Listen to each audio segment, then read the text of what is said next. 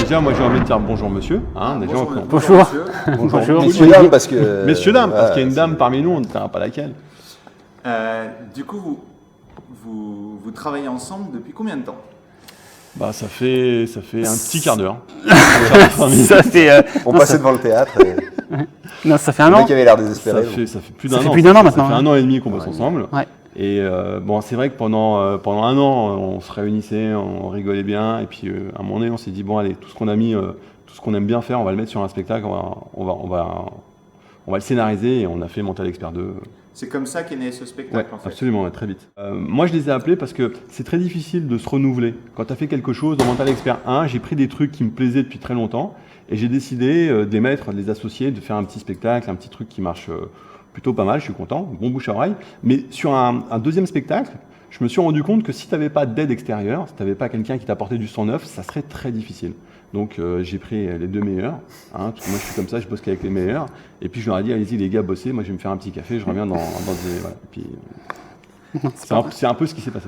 Et vous, Maxime, Sylvain, on vous connaît grâce à vos créations, dans un univers qui est plutôt mystique, mystérieux, on va dire clairement à l'opposé de l'univers humoristique de Giorgio.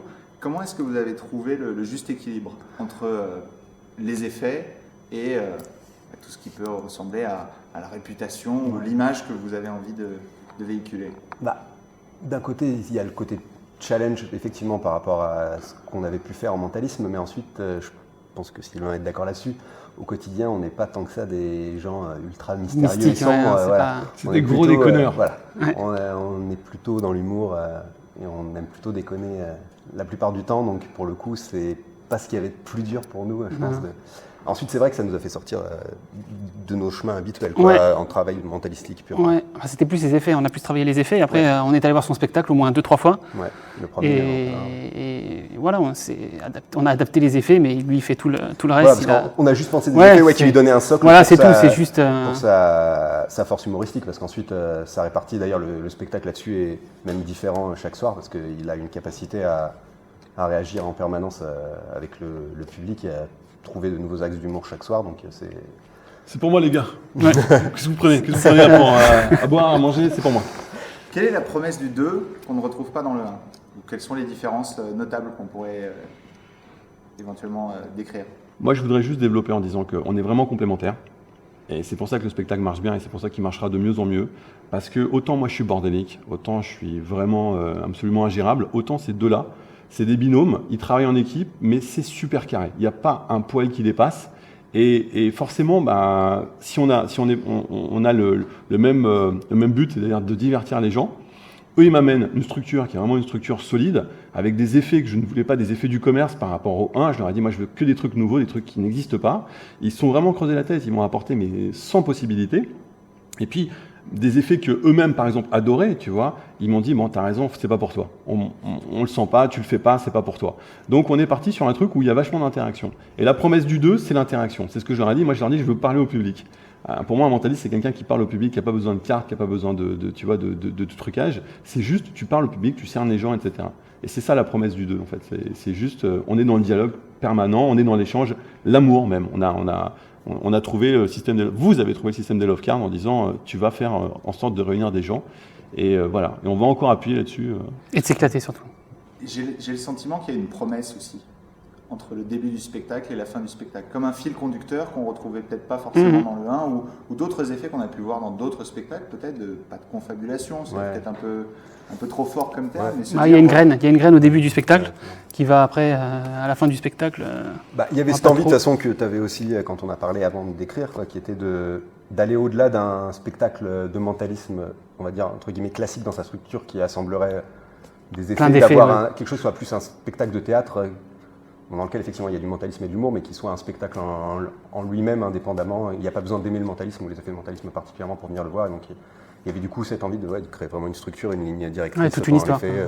Et puis tu avais envie d'aborder ce thème de l'amour. De l'amour. Voilà.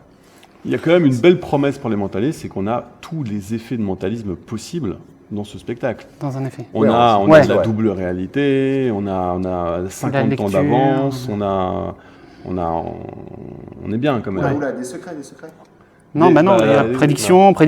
Non, c'est ça qu'on aborde. Il y a plein de choses. Si tu veux, un esprit, c'est bien, 3 esprits, voilà. Et là, c'est presque indécent, si tu veux, c'est presque indécent. C'est-à-dire que les gens, moi je le sais, je te le dis en toute franchise, quand ils sortent du spectacle, sur le 1, ils se disent « Hey, on s'est bien marré, vous êtes forts ». Sur le 2, ils n'osent pas s'approcher de moi. Tu vois, c'est même Polo qui... Mais vous pouvez le toucher, etc. Je passe pour un voyant. C'est même trop fort, c'est trop fort. Je leur dis, putain les gars, vous avez trop bien bossé, fait chier. Je passe pour un mec voyant, maintenant les filles ont peur de moi. Et ça m'énerve. Elles ont peut-être juste honte de ce qu'elles ont vu sur scène et elles n'osent pas t'approcher aussi. Alors justement, les filles, Giorgio, c'est un peu un leitmotiv qu'on retrouve dans le premier et dans le deuxième spectacle. Mais tu vois, encore une fois, Sylvain, je vais pas leur servir la soupe, mais ils ont tout compris.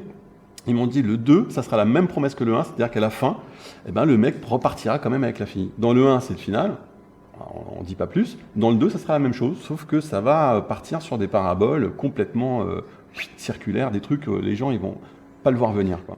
J'aimerais aller sur votre ressenti à vous, de tout simplement fouler cette scène, de voir le public qui vous regarde, la pression qui peut exister, l'expérience avec ton premier et maintenant le deuxième spectacle.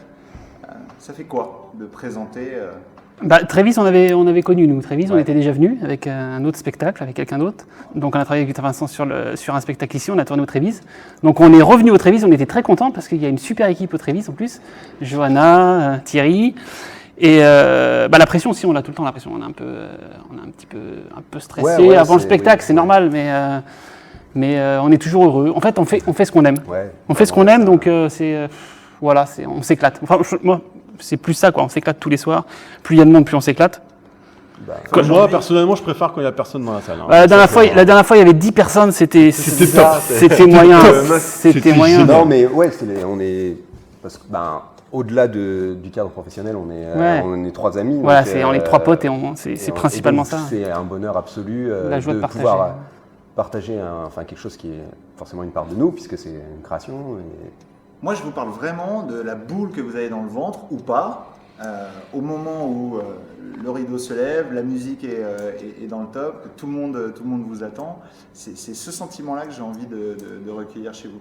Surtout que peu de personnes doivent s'imaginer que tout est millimétré dans un spectacle de mentalisme. Si tu parles à nos amis initiés, ces deux personnes sont là à 16h30, alors que moi j'arrive à 8h moins 10. Ils sont là à 16h30, ils ont tout calibré, voilà. Et ce qui est absolument extraordinaire, si tu veux, c'est qu'ils sont en coulisses. Alors on ne peut pas dévoiler, peut-être qu'un jour on le fera. On a filmé les coulisses. Pour te dire à quel point c'est dense, c'est un film dans le film. C'est un ami à nous qui s'appelle Ulysse qui a filmé ça. Il a mis un quart d'heure bout à bout de tout ce qu'eux doivent faire, mais tu vois, en condensé, quoi. Donc c'est un vrai spectacle. Eux, derrière, ils ont un vrai défi. Même moi, je ne me rendais pas compte à quel point. Donc ils sont ultra concentrés, ils sont peut-être même plus concentrés que moi. Et ce qui est extraordinaire, c'est que le spectacle, mais même Johanna, on a une équipe extraordinaire, même Polo, même Carlos, etc. À chaque fois, c'est là où ça fait mal, ils viennent me voir, ils me disent là c'était pas bien, là c'était pas bien, là c'était pas bien. Et c'est aussi pour ça que je les adore, parce qu'il n'y a pas de c'était génial ce que tu fais, c'est extraordinaire. C'était ok, on s'est bien marré ce soir, mais ça va pas, ça il faut le refaire, ça il faut le refaire. Tu sais, c'est un peu des coachs, tu vois ce que je veux dire? C'est des mecs qui sont hyper structurés et c'est génial, c'est top. Pour toi, Giorgio, ton parcours, si on doit revenir très rapidement sur le tout premier spectacle, tes tout premiers débuts sur scène, ça fait, j'imagine, une belle évolution, un grand changement entre les... Oui, il y a une évolution. L'histoire elle est extraordinaire, Sylvain peut la raconter. Oui, ça fait quoi? Ça fait... En fait, si tu veux, moi j'ai commencé le mentalisme en 2010 avec la série Le Mentaliste, parce que je me suis dit, tiens, on va faire de la magie, du mentalisme, pour les gens, ça va être la même chose, on va les embrouiller, ça n'a ni queue ni tête. Donc évidemment, c'était une grosse erreur. Et Sylvain est venu voir la première représentation de Mental Expert 1. Et quand il lui a dit, 6 ans plus tard, il a dit à son père, papa, je vais bosser avec Giorgio, parce qu'il était venu avec son papa, avec son père. Et son père lui a dit, t'es sûr que tu fais le bon choix, parce que Rappelle-toi, c'était pas terrible. rappelle-toi, c'était pas terrible. Et Voilà. ouais. C'est pour ça qu'on est revenu voir le spectacle. Ils Et, sont venus, ils mais sont venus. il y a même pas de, c'était le jour et la nuit, quoi. C'est il y a 6 ans, c'était la première, c'est normal. Mais Ouais, mais là, c'est surtout que j'ai appris mon métier, parce que Ouais. eux, c'est des Ah vrais bah, mentalistes. Moi, je suis pas un vrai mentaliste. Moi, je suis quelqu'un qui aime les gens. Alors après, je suis excellent en call reading. Je suis peut-être même meilleur je suis peut-être même le meilleur du monde. Hein, voilà, tout simplement. J'ai envie non, de le dire. non, il y a En toute Pascal de Clermont avant. Je suis très bon en call reading, mais eux, ils sont très bons en mentalisme. Donc l'un dans l'autre, on a une très très belle complémentarité. Voilà. Et c'est pour ça qu'on vous l'annonce. Nous allons nous paxer. Comment ça? Je ne sais pas. Tu m'en as pas parlé? Je sais pas Ah ouais, non, mais Alors, bon, Euh, ça va être coupé au montage. Normalement, c'est moi qui propose un choix. Voilà, ça fait partie des petits jeux dans cette série d'interviews.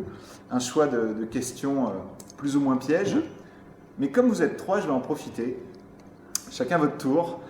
Vous allez vous poser entre vous la question à laquelle vous Hein n'avez pas envie de Ah, on répondre. m'appelle. Attends, parce que j'ai pas mis de test dans le parc. Ouais, j'arrive. Une question piège. Ouais. Alors, Giorgio, commence. Choisis ta victime. Une question piège avec Sylvain. Mhm. Est-ce que. Putain, question piège. Attends, tu me laisses réfléchir 2 secondes? J'en ai pas en plus. On se balance tellement de trucs dans la tête. Ou Qu'est-ce Maxime. qui pourrait te faire Parce que, alors avec Sylvain, ce qui est rigolo, c'est que moi j'essaye de faire rire Sylvain et Maxime.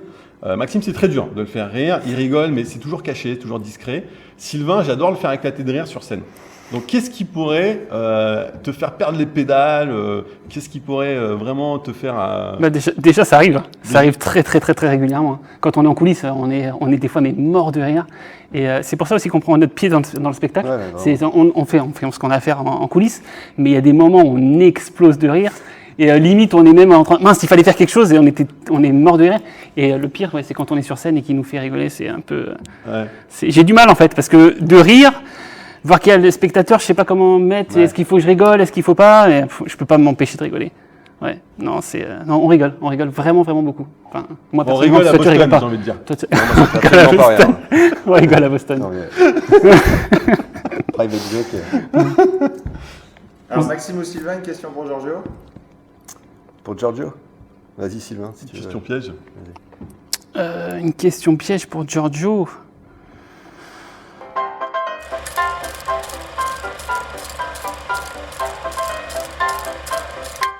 Allez, moi j'en ai une pour Giorgio. Vas-y.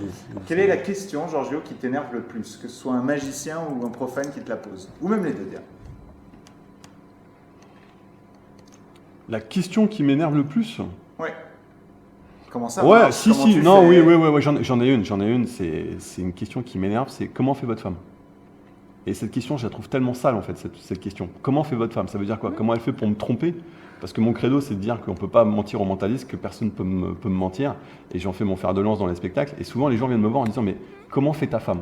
Et je lui dis, mais elle fait quoi? C'est-à-dire qu'en fait, si tu peux pas mentir à quelqu'un, t'es pas heureux en couple. Cette question m'énerve énormément. Ouais. Comment elle fait pour te supporter? Ouais. Non, comment elle Surtout. fait... Non, bah si.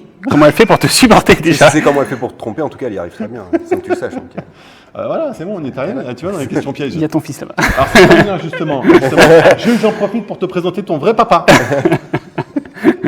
Non, comment elle fait pour te supporter? Ouais, non, si, ça va.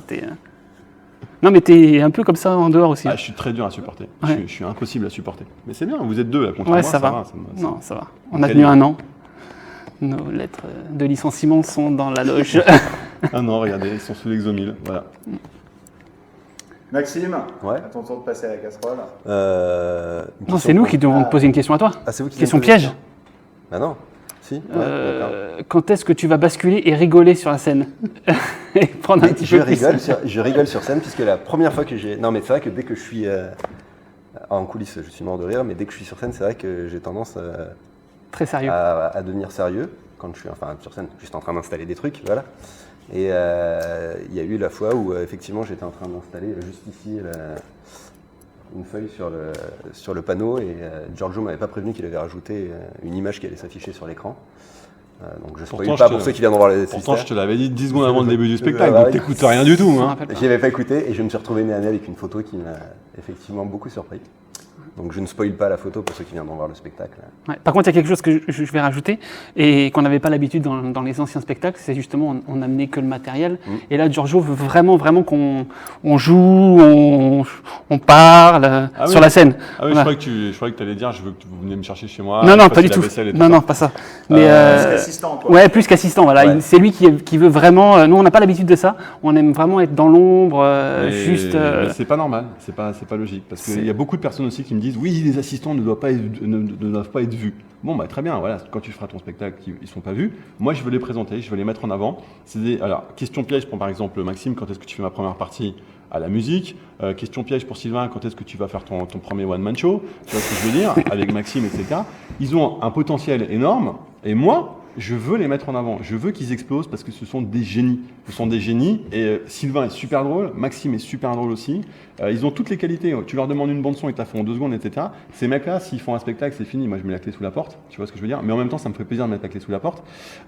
Donc voilà. Et je veux qu'ils s'amusent, je veux qu'ils s'éclatent, et c'est en train de se produire. C'est tout le principe du partage, après tout. Ouais, Voilà, exactement. pour le coup, c'est vrai que c'est. Ouais, Moi, je veux pas. Et à la fin du spectacle, moi, je veux qu'ils viennent remercier. Et je dis bien que c'est avec eux que j'ai fait le spectacle, j'ai écrit le spectacle, parce que sinon, ça sert à rien. Tu vois, ça sert à rien. Voilà, il faut rendre à César ce qui lui appartient. Maxime, cite-moi n'importe quel mot. Attends, ouais, j'allais d'habitude, partir sur un forçage psychologique. Qu'est-ce que tu m'as fait là? Siège. Siège. Tous les trois, vous allez me raconter une anecdote vraie et vous devez placer le mot siège. Je vais reparler de ton spectacle. Ouais. La première fois où j'étais avec mon père, donc on était dans la salle, il n'y Ah oui, avait pas incroyable. beaucoup de sièges de prix, on devait être quoi, les 5-6 dans la salle. Et donc en fait, mon père est né le 26 septembre, comme moi, donc il a un peu copié sur moi. Et dans la salle, il y avait 6 personnes, et il y avait une autre personne qui était née aussi le 26 septembre. Et donc Giorgio lui a demandé, à un moment donné, à la personne devant nous, t'es né quelle date? Pour faire un effet, je crois que c'était, tu devinais, ou tu faisais du coloring, je pensais même déjà à l'époque. Et tu as demandé sa date de naissance, et il a dit le 26 septembre, et là j'ai fait, moi aussi le 26 septembre. Le mec s'est retourné, il dit, mais non, mais c'est pas possible. Et mon père, ah oui, mais moi aussi le 26 septembre. On a tous sorti nos cartes d'identité. Et la personne qui était devant, il était dingue. Il dit, mais l'effet du 26 septembre, mais c'était génial et tout. Quand on est sorti du spectacle, il a dit, j'ai préféré l'effet du 26 septembre, c'était juste génial. Donc voilà, c'était assez drôle. 6 personnes, il y avait 3 personnes qui étaient nées le 26 septembre. Moi, j'ai une autre anecdote, mais qui est dégueulasse par rapport au siège. C'est sur scène. J'étais sur scène, j'ai un fauteuil en cuir noir. Et une fois, je ne sais pas ce qui s'est passé. Je ne sais pas si la fille était vraiment contente du spectacle. Je vous l'ai raconté, vous vous rappelez? Je ne sais pas si elle était vraiment heureuse du spectacle. Elle est montée sur scène avec son copain. Et elle était assise le temps que je discute et tout. J'ai fait un truc en binôme. Et quand elle s'est levée, le siège était trempé. Mais il y avait une flaque d'eau. Et je ne sais pas ce qui s'est passé. Donc je ne sais pas si elle a trop rigolé, je ne sais pas si elle était trop excitée. Le mec a vu ça, il s'est assis direct dessus. Et du coup, après, on a brûlé le siège. Hein, mais sinon, c'était assez incroyable. Voilà. Alors, bon. T'as pas dit. Parce que... D'habitude, il le dit, tu vois. Non, t'es soft. Non, Ouais, il est siège. soft. c'est pas mon genre, je vois pas de quoi tu parles. Et ben voilà, on a terminé là-dessus, merci. Eh ben merci à toi.